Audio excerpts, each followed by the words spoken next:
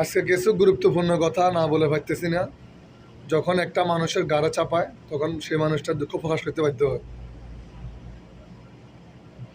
একটা লোক বিদেশে আনার পরে, কাজ দেওয়ার পরে, আকামা দেওয়ার পরে, তার খরচের টাকা দেওয়ার পরে, তাকে ঘুষ দিয়ে কাজের ব্যবস্থা করার পরে আর দায়িত্বটা কি?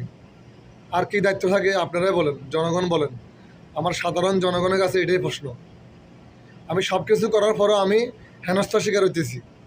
কারণটা কি? কী কারণ? আমাকে হুমকি দিয়ে আমার নামে মামলা দিবে, আমাকে হুমকি দিয়ে আমার নামে জিডি করবে। কেন? আমার কি অপরাধ?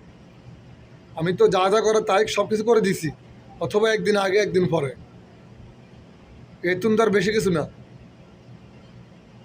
তাহলে আমি যার থেকে বিষয় নিয়েছি তার সাথে আমার কথা ছিল আমাকে আকামা দিবে, সে আমাকে আকামা দিল না। তো আমার কি করণীয় আছে সেখানে? সেখানে আমি কি করতে পারি? এরপরও যাক, আমি প্রবাসে আনছি বিদেশে আমি আনছি বিধি আমার রক্ত মাংস ফানি করে টাকা খরচ করি, আমি সব কিছু রেডি করে দিলাম। তারপর আমার আর কি দায়িত্ব? আপনাদের কাছে প্রশ্ন, আপনারাই বলেন।